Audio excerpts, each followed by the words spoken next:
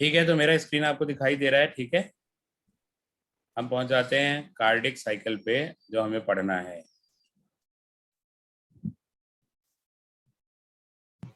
पहले आप लोग बताइए, आप लोगों ने कार्डिक साइकिल खुद से पढ़ा है कि नहीं? मेरे नोट से पढ़े हैं। Yes sir. पढ़ा है तो समझ में आ जाएगा। जिन लोगों ने नहीं पढ़ा उनको थोड़ी सी तकलीफ होगी, है ना, समझने में, क्योंकि मैं आपके सामने बोर्ड पर नहीं हूँ। कुछ तो लाइव क्लासेस की दिक्कतें भी होती हैं, कुछ परेशानियां भी होती हैं, है ना, वो यही है। ठीक है, तो देखिए, ये पूछ रहा है, ये लिख रहा है कि how does the heart function, हमारा हार्ट कैसे काम करता है। Let us take a look, आइए देखा जाए। यही लिखा है, कितना इंटरेस्टिंग बना के लिखते हैं। टू बिगिन विथ, तो स्टार्ट करने के लिए हम कहते हैं कि ऑल फोर चैम्बर्स, जो हार्ट के सारे चैम्बर हैं वो रिलैक्स्ड स्टेट में है, वहां से स्टार्ट करते हैं हम। इसे हम कहते हैं जॉइंट डायस्टोल। इसका मतलब हार्ट के सारे चैम्बर अभी रिलैक्स स्टेट में, जॉइंट डायस्टोल है। इसके बाद जैसे ही ट्राइकस्पिड और बाइकस्पिड वॉल्व ओपन होते हैं, blood from the pulmonary vein and vena cava flows into left and right atrium respectively. ठीक है, लेफ्ट और राइट वेंट्रिकल्स में ब्लड पल्मोनरी वेन और वेना केवा से आता है। इसका मतलब लेफ्ट में आता है पल्मोनरी वेन से ब्लड, ऑक्सीनेटेड ब्लड आ रहा होता है इस समय, और इसी समय राइट वेंट्रिकल्स में ब्लड जो है वो आ रहा होता है कहाँ से? वेना कावा से। ठीक है, रिस्पेक्टिवली। मतलब डायरेक्ट नहीं आ रहा होता है, कैसे आ रहा होता है वो जरा देखिए। जैसे ये हार्ट है, ये चार चैम्बर है इसके रिलैक्स स्टेट में। जब ये रिलैक्स स्टेट में जॉइंट डायस्टोल के स्टेज में, तो ब्लड जो है वो आ रहा है वेना केवा से। वेना केवा, ये वेना केवा से आ रहा है किसमें? राइट आर्टरिया में, और वहां से राइट वेंट्रिकल में भी जा रहा है। और जो इधर पल्मोनरी आर्टरी हैं, पल्मोनरी वेन, उससे ऑक्सीनेटेड ब्लड आ रहा है लेफ्ट एट्रिया में, और वहां से जा रहा है लेफ्ट वेंट्रिकल में। इसका मतलब जॉइंट डायस्टोल के समय सारे चैम्बर रिलैक्स कर रहे हैं और ब्लड एट्रिया से होता हुआ दोनों वेंट्रिकल में जा रहा है। किससे किससे जा रहा है? वेना केवा से होता हुआ वो जा रहा, आता हुआ वो जा रहा है राइट वेंट्रिकल में, और पल्मोनरी वेन से वो आ रहा है लेफ्ट वेंट्रिकल में। यहाँ कोई दिक्कत है? नो इस सर। समय इस समय सेमी लूनर वॉल्स क्या होंगी? क्लोज्ड होंगे। सेमी लूनर वॉल किस पे है? एओर्टा और पल्मोनरी आर्टरी पे, बंद होंगे। फिर इसके जस्ट बाद ऐसे नोड इंपल्स को जनरेट करेगा, ये एक्शन पोटेंशियल को जनरेट करेगा, जो दोनों एट्रिया को स्टिमुलेट करेगा और वो कॉन्ट्रैक्ट करेंगे, मतलब एट्रियल सिस्टोल। और ये एट्रियल सिस्टोल होता है 0.1 सेकेंड के लिए। 0.1 सेकेंड के लिए क्या हुआ? Atrial systole. ठीक है, ये 0.1 सेकेंड की, ये एट्रियल सिस्टोल है। ठीक है, अब एट्रिया ने पंप कर दिया ब्लड। क्या हुआ? जॉइंट डायस्टोल के समय तक 70% ब्लड अपने आप चला गया था वेंट्रिकल में बिना किसी के पंप करे। पर जब एट्रिया कॉन्ट्रैक्ट किया तो बचा हुआ 30% ब्लड उसने झम से डाल दिया वेंट्रिकल में। This increases the blood flow into the ventricles by 30%। इसका मतलब 30% उसने ब्लड फ्लो को बढ़ा दिया, प्रेशर को बढ़ा दिया वेंट्रिकल्स में। तो आप समझ सकते हो कि 70% लगभग खुद जाता है, और 30% ब्लड फ्लो को इंक्रीज करता है एट्रिया। जो बचा हुआ 30% ब्लड है वो धक्का देके पहुंचा देता है, फोर्स करके पहुंचा देता है किसमें? वेंट्रिकल में, एट्रियल सिस्टोल के दौरान।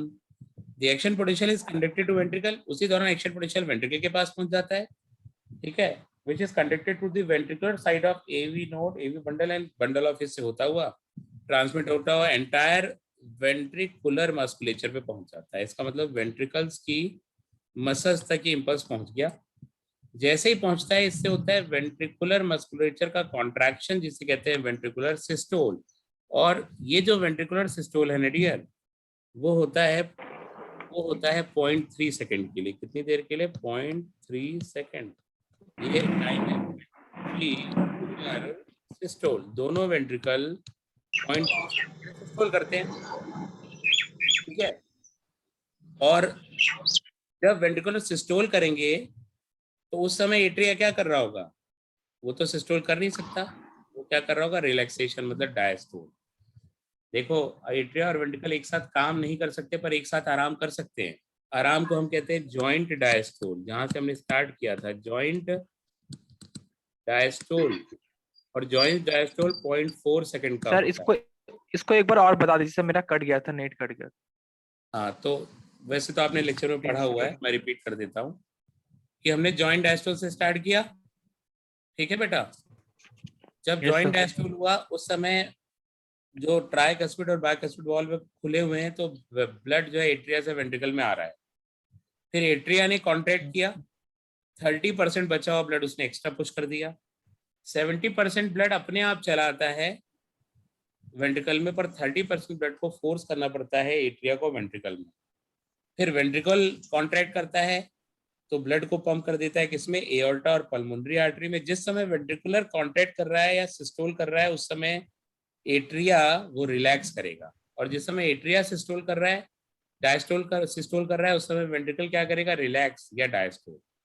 मतलब दोनों एक साथ कॉन्ट्रैक्ट नहीं कर सकते, मगर दोनों एक साथ रिलैक्स कर सकते हैं 0.4 सेकंड के लिए, रिलैक्स कर सकते हैं, जिसे कहते हैं जॉइंट डायस्टोल।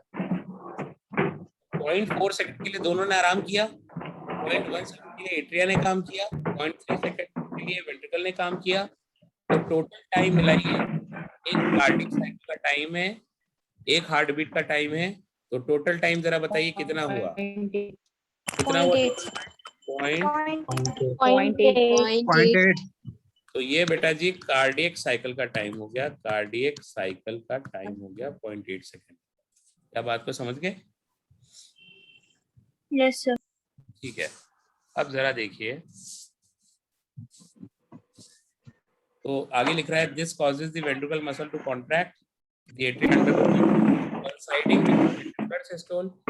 का मतलब एट्रिया जब रिलैक्सेशन कर रहा है तो कोइंसाइड कर रहा है वेंट्रिकुलर सिस्टोल से, कोइंसाइडिंग विद वेंट्रिकुलर जब सिस्टोल कर रहा है तो एट्रिया रिलैक्सेशन कर रहा है, यही इसकी बात।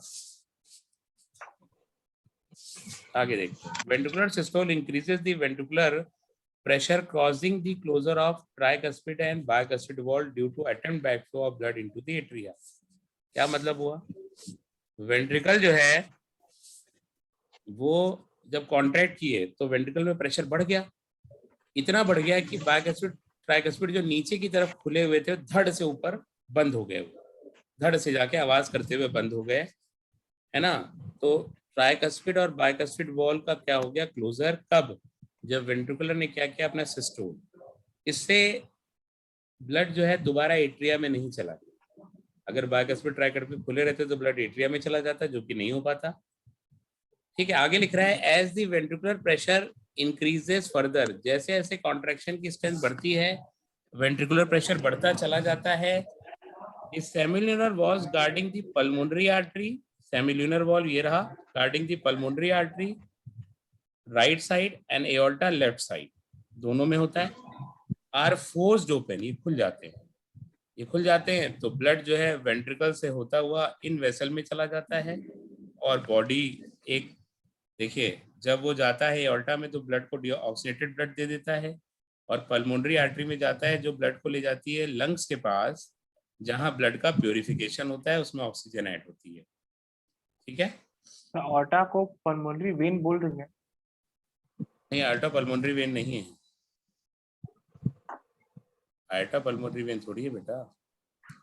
अरे ऐसे होता है ना, ये देखो मैं जरा हार्ड बनाता हूँ फिर से, तुम समझ नहीं पाए लगता है अभी, ये तो बेसिक बात है बेटा जो आपको पता होनी चाहिए। ठीक है, अब देखिए ये रहा सुपीरियर वेना केवा जो यहाँ आके खुलता है इसके अंदर, ये इंफीरियर वेना केवा ये भी आके यहाँ खुलता है, ब्लड को इसमें ड्रेन करता है। जब ब्लड यहाँ आ जाती है तो यहाँ से ये ब्लड पल्मोनरी आर्टरी के थ्रू ये दो में डिवाइड हो जाता है, पहुंचती है लंग्स के पास। कहाँ? लंग्स के पास। ये पल्मोनरी आर्टरी है डियर, पल्मोनरी आर्टरी जो लंग के पास ऑक्सीडेटेड ब्लड ले जाती है। जबकि अगर एओर्टा की तुम बात कर रहे हो तो एओर्टा यहाँ से ऐसे निकल रहा है, यहाँ से निकल रहा है ऐसे, और ये ब्लड को ले जा रहा है, बॉडी को दे रहा है ऑक्सीनेटेड ब्लड। ये एओर्टा है ना, ये कहाँ से ब्लड ले जा रहा है? ये लेफ्ट वेंट्रिकल से ब्लड को लेके जा रहा है, लेफ्ट वेंट्रिकल से। जबकि पल्मोनरी आर्टरी राइट वेंट्रिकल से ले जा रही है। और जब लंग्स के बाद ब्लड प्योरीफाई हो जाता है, तो प्योरीफाई होने के बाद वो ब्लड ना, वो इनके थ्रू, जिसे आप कहते हो पल्मोनरी वेन, वो यहाँ आ जाता है, इसके अंदर। इधर भी होती है पल्मोनरी वेन खुलती, मगर सब ये चारों ब्रांच खुलती यहीं पर हैं, 4 ओपनिंग से। और पल्मोनरी वेन ये है, ये पल्मोनरी वेन सब अलग हो गई ना। ये वेना कावा है इंफीरियर, और वो सुपीरियर वेना कावा। ये होती है हार्ट की का तरीका होता है। कोई दिक्कत है? यस, नहीं सर, कोई दिक्कत नहीं। ठीक है,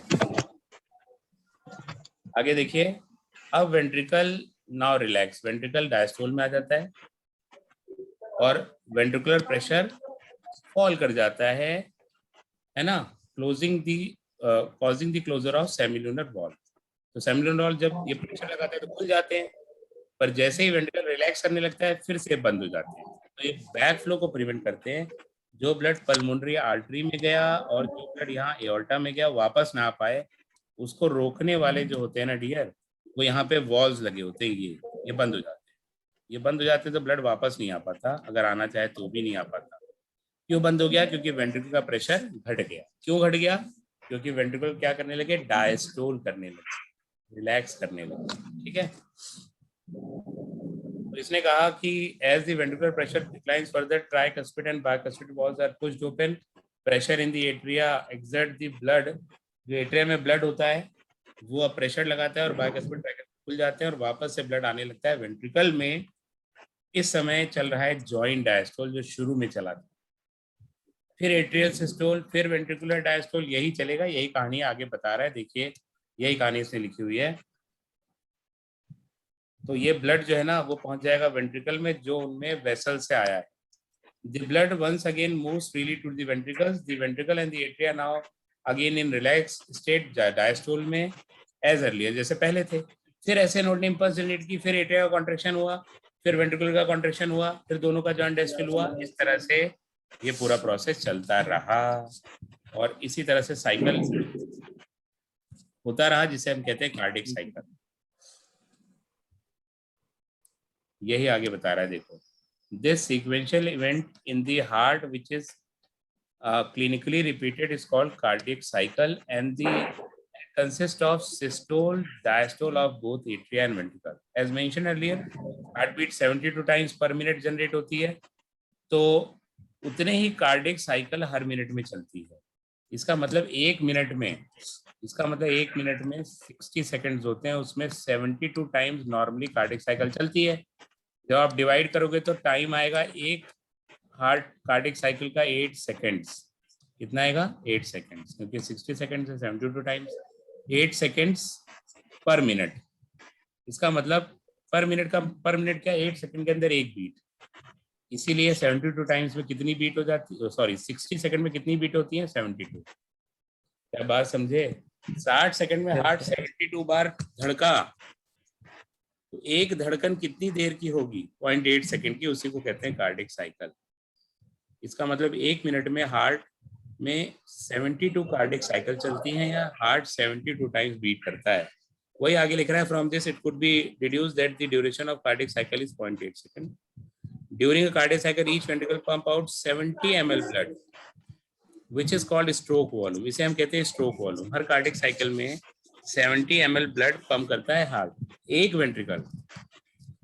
तो इसका मतलब हम कह सकते हैं कि स्ट्रोक्स वॉल्यूम क्या हुआ? स्ट्रोक्स वॉल्यूम का मतलब होता है blood pumped by each ventricle each minute is known as strokes volume. ये इसकी वैल्यू होती है 70 ml। Blood pumped by each ventricle each minute is known as stroke volume. एक वेंट्रिकल द्वारा, दोनों वेंट्रिकल तो 140 ml ब्लड पंप करते हैं। क्या स्ट्रोक वॉल्यूम क्लियर हो गया? कोई दिक्कत है इसमें? 0.8 सेकंड में ना, एक मिनट में नहीं, 0.8 सेकंड में ना सर? हाँ, हर बीट में, हर कार्डिक साइकिल में, हर बीट, हाँ, एक मिनट कार्डिक साइकिल, हर कार्डिक साइकिल में, हर एक बीट में 70 ml ब्लड पंप करता है। Blood pump by heart each ventricle of heart in each beat is known as strokes volume. अब सही है? हाँ सर सही है। और अगर स्ट्रोक वॉल्यूम को हम मल्टीप्लाई कर दें हार्ट रेट से, मतलब 72 टाइम्स से, तो आ जाएगा कार्डियक आउटपुट। इसका मतलब कार्डियक आउटपुट क्या हो गया? कार्डियक आउटपुट ये हो गया strokes volume into number of heart beat per minute, हर मिनट में। तो कितना हो जाएगा? स्ट्रोक वॉल्यूम 70 ml एक बार में, और number of heart beat 72 times, तो ये कुछ अप्रोक्सीमेटली 5040 ml आएगा। इसको हम कह सकते हैं 5 लीटर, अप्रोक्सीमेटली 5 लीटर आ गया। इसका मतलब हर वेंट्रिकल 1 मिनट में 5 लीटर ब्लड को पंप करता है। राइट वाला 5 लीटर ब्लड को पंप करता है हर मिनट में लंग्स के पास, ताकि उनमें ऑक्सीजन ऐड हो। और लेफ्ट वाला 5 लीटर ब्लड पर मिनट पंप करता है एओर्टा में, ताकि बॉडी के पास ऑक्सीजनेटेड ब्लड पहुंचे। हर मिनट में इतना होता है, ठीक है? वही आगे लिख रहा है, therefore the cardiac output is defined as the volume of blood pumped out by, देखो डेफिनेशन देखो, each ventricle per minute an average 5000 ml, मतलब 5 लीटर। यही कार्डियक आउटपुट है हेल्दी इंडिविजुअल का। जो हेल्दी होता है उसमें कार्डियक आउटपुट ये होता है नॉर्मल। कोई दिक्कत है इसमें? No sir. आगे के पॉइंट को जरा ध्यान से देखिएगा, क्या कहना चाह रहा है। ये कह रहा है कि हमारी बॉडी के पास एबिलिटी होती है to alter strokes volume as well as heart rate. बार बार ये बच्चे पूछते हैं, मैं क्वेश्चन भी देता हूँ, तो आगे भी मिलेगा आपको क्वेश्चंस, लगभग सिमिलर मिलेंगे जो आज तक मैं देता आया हूँ। एकदम बदल थोड़ी ना देंगे यार। कार्डियक आउटपुट पूछ रहे हैं तो कार्डियक आउटपुट ही ना पूछेंगे, वैल्यू बदली जा सकती है। और अगर हम पूछेंगे कि बताओ हार्ट स्ट्रोक वॉल्यूम और हार्ट रेट को क्या हमारी बॉडी चेंज कर सकती है, ऑल्टर कर सकती है, तो आप क्या कहोगे, हाँ कि ना? हाँ हाँ सर हाँ। Yes sir yes sir. Cardiac change कर सकती है हमारी बॉडी, हाँ कि ना? Yes sir yes sir yes sir. हाँ, या जब Yes. स्ट्रोक वॉल्यूम को कर सकती है तो कार्डियक आउटपुट को भी कर सकती कार्डियक आउटपुट है वो एथलीट्स का हायर देन है। क्योंकि सर क्या लिखा हुआ है, मच हायर, थोड़ा बहुत नहीं। जो एथलीट्स होते हैं लगातार भागते हैं, उनका कार्डियक आउटपुट हायर बोलेगा तो गलत कर देगा, much higher than ordinary man. Ordinary man होता है नॉर्मल, जो योगा भी नहीं करता। योगा डे भी निकल गया, अभी करा था योगा? किए थे सर, कुछ लोग अभी नहीं, 2 दिन से पढ़ाई स्टार्ट से किए। योगा कर रहे हैं, किताबों के साथ ही इतना योगा हो जाता है, कितना योगा करे बच्चा बेचारा। तो जो लोग एक्सरसाइज नहीं कर रहे उनका कार्डियक आउटपुट कम होता है। जो लोग एथलीट होते हैं लगातार भागते दौड़ते हैं, उनका आउटपुट बढ़ जाता है। इसीलिए हमको रेगुलर एक्सरसाइज करनी चाहिए, ताकि हमारा कार्डियक आउटपुट कम ना हो, बढ़ा रहे, नॉर्मल से भी नीचे ना चला जाए, वो बढ़ा हुआ रहे। तो मेरे ख्याल से बात समझ गए होंगे बेटा आप? Yes sir. ये बात समझ गए? सर हाँ सर ये पूछना चाह रहे थे कि वो ब्रेन स्ट्रोक्स और ये वाला स्ट्रोक वॉल्यूम अलग अलग होता है ना, डिजीज, ये तो डिफरेंस होता है ना। ब्रेन स्ट्रोक जो होता है वो बीमारी वो ब्रेन में ही होता है कि हार्ट से रिलेटेड होता है? हार्ट से रिलेटेड होता है बिल्कुल। स्ट्रोक जो आता है ना, वो हार्ट से रिलेटेड होता है।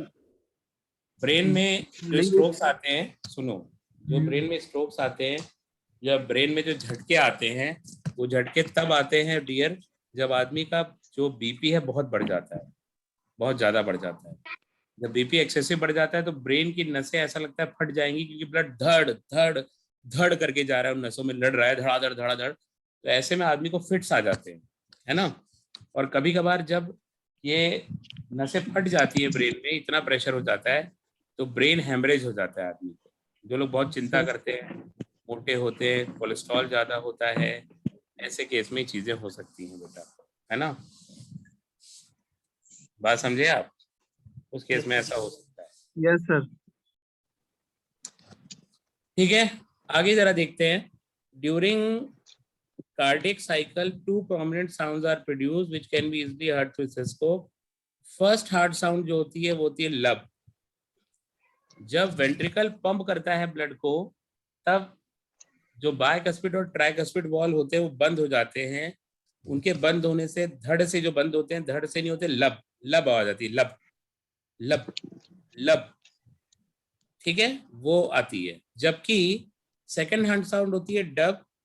ये साउंड कब आती है? जब वेंट्रिकल डायस्टोल स्टार्ट करता है, जैसे ही अपना, वैसे ही सेमिलुनर वॉल्व बंद हो जाते हैं। उनके बंद होने से जो है कौन सी साउंड आती है? डब। तो जो समय है वो लब का ज्यादा होता है, लब, डब का कम होता है, डब लब डब लब डब लब डब, मगर इंटेंसिटी डब की ज्यादा होती है। समय किसका ज्यादा होता है? लब का। इंटेंसिटी किसकी लब ज्यादा होती है? डब की। डब का। समझे? तो हमने देखा कि लब साउंड आती है, लब साउंड किसके क्लोजर से आती है? एवी वॉल्व के closure. AV valve, bicuspid and tricuspid. कब आती है? जैसे ही वेंट्रिकुलर अपना कॉन्ट्रैक्शन स्टार्ट करता है, इसका मतलब वेंट्रिकुलर सिस्टोल के स्टार्ट में आ जाती है। जबकि डब कब आती है? डब आती है सेमिल्यूनर वॉल के बंद होने से, वॉल के बंद होने से। और ये कब होती है? जैसे ही वेंट्रिकल अपना सिस्टोल डायस्टोल स्टार्ट करता है, वेंट्रिकुलर डायस्टोल। इसकी समय ज्यादा होता है लब का, किसका इंटेंसिटी ज्यादा होता है? डब का। डब का। लब डब डब डब, डब की इंटेंसिटी ज्यादा है पर समय कम, लब का समय ज्यादा है पर इंटेंसिटी कम। कोई दिक्कत है? नो और नो ये जो सर।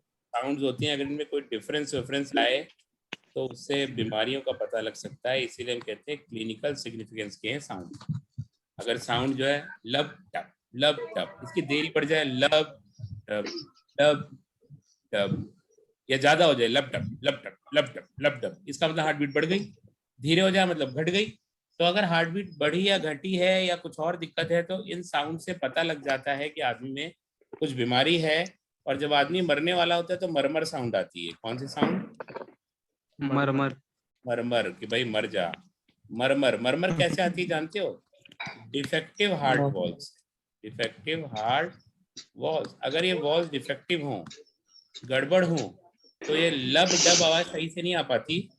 मान लो वॉल में कमी हो, टूट गया हो, आधा डैमेज हो गया हो, तो मरमर मरमर साउंड आती है लब डब की जगह। तो उसे अगर ठीक नहीं कराया तो आदमी मर जाएगा। और ये साउंड भी वही बोल रही है, मरमर, मरमर साउंड। बात को समझ गए क्या? सर साउंड वेव को कैसे पता करते हैं लब है डब है? अरे पता नहीं लगती, सुनने में पता लग जाती है। इस स्टेथोस्कोप से सुनोगे तो आवाज ऐसी आएगी जिसमें बोल रहा हूँ, लब लब टप लब टप लब टप लब टप लब टप, आवाज ऐसी बस आ। करिए सर, धक धक बना। हाँ धक धक हो गया ना, इसीलिए ज्यादा नहीं कर रहा अब, मुझे हो गया धक धक। तो मैं तो जानते हो चिकन विकन भी ज्यादा खाता हूँ, तो ना करूँ तो ही ठीक है ना। नहीं सर, मटन खा ज्यादा। मैं मटन ज्यादा नहीं खाता हूँ, चिकन ज्यादा खाता हूँ। मटन सर जो है। वॉल्यूम ऑफ सर हाँ बोल बेटा। Sir volume of blood artery और वेंट्रिकल्स दोनों में सेम होता है? नहीं, सेम हो ही नहीं सकता। एट्रिया छोटा होता है, वेंट्रिकल बड़ा होता है, तो वॉल्यूम कम होता है एट्रिया का, और वेंट्रिकल का वॉल्यूम ज्यादा होता है। दोनों वेंट्रिकल का वॉल्यूम बराबर होता है ना। अच्छा अब सर, सुनिए, ये अगर लब डब आप के बीच सोचोगे कि का। अगर, हाँ मेरी बात पूरी होने दो बच्चा। आप सोचोगे कि अगर ऐसा होता है तो फिर ये तो गड़बड़ हो गया, एट्रिया में कम वेंट्रिकल में ज्यादा जा रहा है, ऐसा कैसे होता है? ऐसा ऐसे होता है डियर, कि एट्रिया में ब्लड आता रहता है ना, तो जॉइंट डायस्टोल में जाता भी रहता है ना डायरेक्ट। 70% तो अपने आप चला जाता है ना। एट्रिया में थोड़ा सा भरा चला गया, भरा चला गया, फिर जो बचा उसको एट्रिया ने धक्का दे दिया। तो पहले खुद जाता है 70%, 30% एट्रिया धक्का देता है, तब जाके वेंट्रिकल पूरा भरता है। तो वेंट्रिकल है टब और एट्रिया है मग, और मग से धीरे धीरे पानी डालिए तो टब भी भर जाता है। तो उसी तरह का है कुछ। क्या बात को समझे बेटा? सर एक yes sir. Question breathing and action और गैसेस से पूछना था। जो स्पायरोमीटर होता है, हाँ उससे हम लोग सर उससे जो जॉइंट जो वैल्यू होती है, जैसे रेस्पिरेटरी कैपेसिटी, एक्सपायरेटरी कैपेसिटी, ये क्यों नहीं निकाल सकते हैं सर? आप स्पायरोमीटर उसी एयर को कैलकुलेट कर सकता है जितनी अंदर या बाहर जाती है मैक्सिमम, वो होती है वाइटल कैपेसिटी। तो वाइटल कैपेसिटी में जितने तरह के वॉल्यूम आते हैं ना, और उनको जोड़ने से यस जितनी सर। कैपेसिटीज बनती है, उन्हीं को मेजर कर सकता है। क्योंकि रेसिडुअल वॉल्यूम ना तो बाहर जाता है ना अंदर आता है, इसीलिए spirometer can not calculate residual volume. तो अगर टोटल लंग कैपेसिटी की बात करोगे तो आरवी जोड़ना पड़ेगा ना, वो उसको कैलकुलेट नहीं कर सकता। तो स्पायरोमीटर केवल उन्हीं वॉल्यूम को कैलकुलेट कर सकता है जो वीसी को मिला के, जिसको मिला के वीसी बनी है। इसका मतलब वो कैलकुलेट कर सकता है आईआरवी, वो कर सकता है टीवी प्लस ईआरवी। या अगर कैपेसिटी पूछे तो आईआरवी और टीवी को मिला के क्या कहते हैं, इंस्पायरेटरी कैपेसिटी। टीवी और ईआरवी को मिला के कहते हैं एक्सपायरेटरी कैपेसिटी, और सबको मिला के कहते हैं वाइटल कैपेसिटी। तो इसका मतलब स्पायरोमीटर केवल इन्हें कैलकुलेट कर सकता है, वो आरवी को नहीं कैलकुलेट कर सकता। और अगर आरवी को मिलाएंगे किसी के साथ भी, जैसे आपने आरवी को मिलाया बेटा ईआरवी के साथ, तो फंक्शनल रेसिडुअल कैपेसिटी बना, इसे कैलकुलेट नहीं कर सकता हो क्योंकि आरवी कैलकुलेट नहीं कर पा रहा वो। और टोटल लंग कैपेसिटी इन चारों को मिला के हुआ टीएलसी, उसे भी नहीं जोड़ सकता क्योंकि आरवी को नहीं जोड़ सकता ना। इसका मतलब आरवी तो बस सबको कैलकुलेट कर सकता है। जो जिसको इंडिविजुअली कर सकता है उसको जोड़ के ऐड करके हम हाँ, पता कर सकते हैं जो भी उससे बनता है सब पता कर उससे सकता है बड़ा वाला। बेटा। इन हाँ। तीनों को पता कर सकता है, इसलिए इन तीनों को या दो को या किसी को भी जोड़ के जो भी कैपेसिटी बनेगी पता कर लेगा। 3 वॉल्यूम पता कर सकता है ठीक। बस, चौथा नहीं। चौथा अगर आरवी जुड़ रहा है किसी कैपेसिटी में, उसको कैलकुलेट नहीं कर उसको नहीं पाएगा, कर और सकता। आरवी को तो करता ही नहीं, Yes. वॉल्यूम है वो। तो सर एफआरसी और टोटल लंग कैपेसिटी को भी नहीं कर सकता क्योंकि उनमें आरवी आता है। एफआरसी, ये देखो एफआरसी को भी नहीं कर सकता, इसको भी नहीं कर हाँ, सकता क्योंकि उन दोनों में आरवी जिसमें ऐड करना आरवी पड़ेगा। आएगा। Yes, sir. जहां आरवी आएगा वो कैलकुलेट नहीं कर पाएगा, जिस भी Okay, फॉर्मूले में आरवी आएगा। और आरवी को अलग से भी कैलकुलेट नहीं कर सकता, वॉल्यूम है वो, 4 ही तो वॉल्यूम होते हैं, 3 को कर सकता है, चौथे को नहीं कर सकता। क्यों नहीं कर सकता? क्योंकि आरवी बाहर निकलता ही नहीं है, तो कैलकुलेट कैसे करेगा? ठीक है।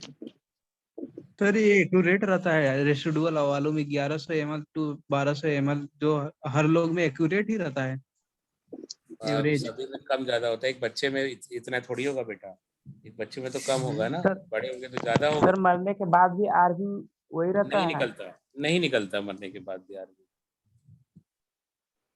मरने के बाद भी आरवी ना वो नहीं निकल सकता, ठीक है। छोटे बच्चा की मौत जन्म से पहले हुई है कि जन्म के बाद ये आरवी से पता लग जाता है। अगर वो पैदा हुआ, रोया, सांस लिया और उसकी डेथ हो गई, तो जब उसके लंग्स को पानी में डालोगे तो फ्लोट करेगा क्योंकि आरवी होता है उसमें। जबकि अगर वो जन्म से पहले मरा हुआ पैदा हुआ तो उसके लंग में कोई एयर नहीं होगी, आरवी भी नहीं होगा, तो उसके लंग्स को पानी में डालते हैं तो सिंक कर जाता है। इससे पता लगता है कि बच्चा मरा हुआ ही पैदा हुआ था। निमोनिया में ज्यादातर होता है ऐसा। ठीक है, यस सर, ठीक है, ठीक है। कोई दिक्कत? No sir. No sir. तो ईसीजी पढ़ा जाए? हाँ सर, पढ़ा।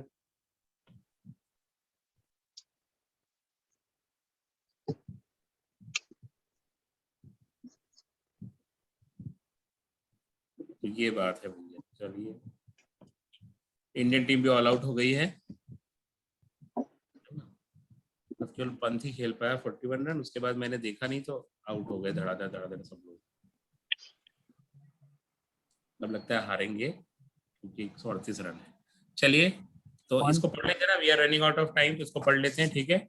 ईसीजी इलेक्ट्रोकार्डियोग्राम, और इसको जो मेजर करता है, ये एक ग्राफ बनता है इस तरह से, है ना, ये पिप पिप पिप पिप, ये ईसीजी है। और इसको बनाने वाली जो मशीन है ना, उसे कहते हैं इलेक्ट्रो कार्डियोग्राफ। अजब सी बात है, जो ग्राफ बना उसे तो कहते हैं इलेक्ट्रोकार्डियोग्राम। ईसीजी का मतलब इलेक्ट्रोकार्डियोग्राम, इलेक्ट्रोकार्डियोग्राफ नहीं। और जो मशीन है वो इलेक्ट्रोकार्डियोग्राफ होती है, ठीक है। यहाँ पर सॉरी, ये कह रहा है इलेक्ट्रोकार्डियोग्राफ, मतलब जो ग्राफ यहाँ पे बन रहा है। अब आगे देखिए, क्लियर करेगा इस बात को। ईसीजी है इलेक्ट्रोकार्डियोग्राफ या ग्राम, और मशीन है इलेक्ट्रोकार्डियोग्राफ। कैसे पता लगेगा? देखो, this type of machine electrocardiograph, machine graph. और जो बनता है मशीन है ग्राफ, और जो बना उसे कहा ग्राम। क्या बात को समझे? पर हेडिंग में लिख रहा है इलेक्ट्रोकार्डियोग्राफ। जरा पढ़ते हैं इस बात को, आगे बढ़ते हैं। You are probably familiar with this scene from a typical hospital television. It shows a patient is hooked up to a monitor machine that shows traces of screen and the sound makes pip pip pip pip pip pip. होता है ना, hero लेटा रहता है, पिप पिप पिप पिप पिप पिप चलता रहता है, फिर डॉक्टर अचानक से बाहर आता है और कहता है कि अचानक वो रुक जाती है, पिप पिप पिप पी हो जाती है, पी। डॉक्टर बाहर आके कहता है कि भैया सब कुछ ठीक है, बधाई हो, ये बच गए। ठीक है। मेरा भी होगा था सर एक बार अभी हाल ही में।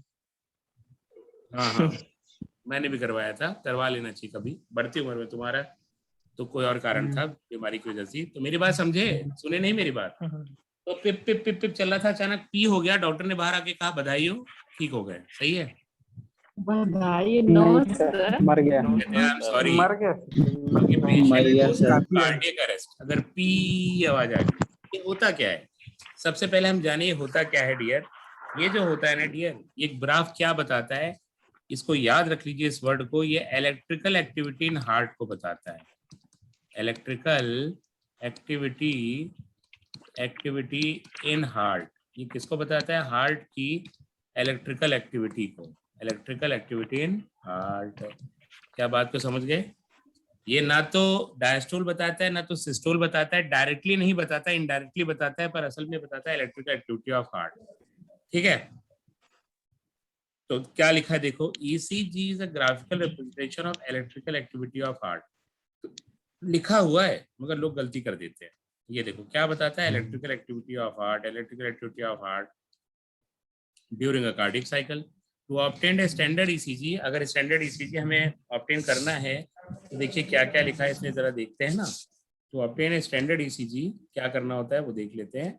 चलिए देखिए, patient is connected to machine, वो मशीन से कनेक्ट करा जाता है 3 इलेक्ट्रिकल लीड से, 1 ऑन ईच रिस्ट, पहले 2 रिस्ट पे लगाते हैं जो कंटिन्यूसली मॉनिटर करती है हार्ट बीट को। ठीक है, 1 on each wrist and to the left ankle, पैर के पास, दोनों हाथों में और पैर के पास लगाए जाते हैं 3 इलेक्ट्रोड। वैसे मैं आपको बता दूं, मल्टीपल इलेक्ट्रोड्स भी चेस्ट के पास लगाए जाते हैं अगर सही से हमें मेजर करना है तो। जैसे आगे इसने लिखा है कि 3 इलेक्ट्रिकल लीड हम लगाते हैं दोनों रिस्ट में और लेफ्ट एंकल में, that continuously monitor the heart activity, heart activity को मॉनिटर करती है। पर for a detailed evaluation of heart function multiple leads are attached to chest reason.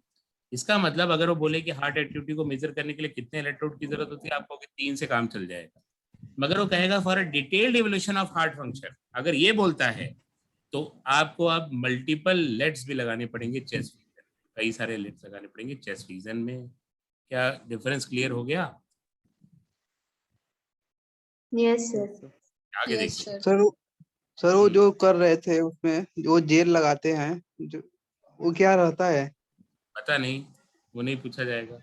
Jail लगाते हैं ताकि वो उसके निशान न पड़े, चिपका दे, नहीं तो फिर बाद में एकदम चिपक जाएगा वैक्यूम बना के, तो दिक्कत हो जाएगी, निकलेगा नहीं आसानी से। तो वो कोई भी जेल है, जेल मतलब जेल है एक टाइप का, सिंपल टाइप का जेल होता है। ऑयल भी लगा सकते हो आप ताकि बाद में इलेक्ट्रोड निकालने में आसानी हो, वरना इलेक्ट्रोड निकालेंगे तो साथ में आपकी चमड़ी भी निकल आएगी, समझे? Yes sir. आगे देखिए, each peak in the ECG is identified with the letter P to T, जो आप जानते हो। और अब क्या बता रहा है जानते हो, मैं जल्दी जल्दी बता देता हूँ। पी वेव बताती है एक्साइटेशन या डिपोलराइजेशन ऑफ एट्रिया, और साथ ही साथ अगर हम पूछे तो which leads to contraction of atria. तो अगर बोले कि पी वेव क्या बताती है, एट्रिया का डिपोलराइजेशन या कॉन्ट्रैक्शन ऑफ एट्रिया, दोनों में से क्या बोलेंगे? Sir depolarization. अगर दोनों ऑप्शन हो ना कि P wave represents atrial depolarization 1, दूसरा एट्रियल कॉन्ट्रैक्शन 2 और तीसरा बोथ 1 and 2, क्या लगाओगे? Depolarization most appropriate answer. Red वाला जो गोला किया वही होगा। अगर वो दोनों को रिप्रेजेंट कर रहा है, मतलब एट्रियल, अगर दोनों ऑप्शन आते हैं हम दोनों को लगा सकते हैं।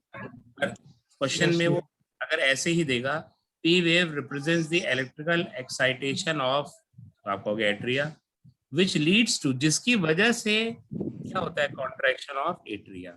मगर दोनों ऑप्शन अगर देता है तो दोनों लेके चलना होता है, क्योंकि रिप्रेजेंट तो दोनों को ही करता है, एक को डायरेक्टली एक को इनडायरेक्टली। इसलिए क्योंकि पी वेव है तो आप बोलोगे नहीं कि एट्रिया का डिपोलराइजेशन हुआ मतलब एट्रिया का कॉन्ट्रैक्शन हुआ। क्या मेरी बात समझे बेटा? एक लगाना हो तो डिपोलराइजेशन ऑफ एट्रिया, परंतु दोनों ऑप्शन दिया हो तो इसीलिए बनाया गया है कि depolarization of atria that leads to atrial contraction. Sir depolarization मतलब सिस्टोल करना ना। हाँ हाँ सिस्टोल ही बोला, कॉन्ट्रैक्शन तो सिस्टोल। कॉन्ट्रैक्शन। मेरी बात क्लियर है बच्चा? Yes sir. Yes sir. Yes sir. ठीक है, तो आगे देखिए, the QRS complex represent the depolarization of ventricle which initiate the ventricular contraction। समझ गया, the contraction starts shortly after Q and marks the beginning of systole। Q के बाद ventricular contraction start होता है और ये contraction चलता रहता है T के एंड तक, यहाँ तक चलता है ये पूरा। सर यहाँ पे सर सॉरी सर डिस्टर्ब। हाँ बोलिए। सर एक क्वेश्चन था, मतलब सॉल्व कर रहे थे तो सर उसमें पूछा था कि beginning of ventricular contractions marks bye QRS था, तो Q लगाए थे तो गलत हो गया, R था आंसर। ये देखिए, सुनिए यहाँ क्या लिखा है, द कॉन्ट्रैक्शन ये स्टार्ट सर समझ गया। After Q and marks the beginning. Q कभी नहीं होगा, R हो सकता है मगर Q नहीं हो सकता ना, यहाँ कहीं स्टार्ट हो जाता है Q के बाद, जस्ट Q के बाद। तो इसका मतलब रेड से मैं बना देता हूँ, ये जो है ना डियर, यहाँ तक वेंट्रिकुलर कॉन्ट्रैक्शन होता है, और ये जो है ना डियर, ओहो ये ब्लू कलर से कर देते हैं, जो P है वो एट्रिया के कॉन्ट्रैक्शन को बताता है। ठीक है, the T wave represents the return of ventricle from excited, मतलब T वेव बताता है रीपोलराइजेशन ऑफ एट्रिया। जो T है क्या बताता है, रीपोलराइजेशन ऑफ एट्रिया। और T वेव का एंड वो बताता है कि यहाँ पर वेंट्रिकुलर का सिस्टोल खत्म हो गया, ये बात जरूर याद रखिएगा। The end of T wave marks the end of systole, ventricular systole. तो ये T वेव का एंड बताता है कि यहाँ वेंट्रिकुलर सिस्टोल खत्म और Q के जस्ट बाद वेंट्रिकुलर सिस्टोल स्टार्ट होता है। क्या बात को समझे? Yes sir. ये बात रट के रखिएगा। End of T wave marks the end of ventricular systole. ठीक है, अब देखिए बेटा मीटिंग खत्म होने वाली है, तो हम लोग जो है ना 10 मिनट का ब्रेक लेते हैं। अभी 7:19 हो रहा है, 7:30 बजे फिर ज्वाइन कर लेते हैं। आप लोग पानी वानी पी लीजिए, ठीक है ना? सर आपके यहाँ बारिश हो रहा है क्या? Okay sir. Okay sir. आपके यहाँ बारिश हो रहा है क्या? 27 डिग्री सेल्सियस दिखा रहा है। तो मेरा चेक कर रहे हो तुम? ये चेक करो जो पढ़ा रहा हूँ। तो मिलते हैं 10 मिनट के बाद 7:30 पर। Okay sir. Okay sir. ठीक है। पानी वानी पी लीजिए, चाय पी लीजिए जल्दी से।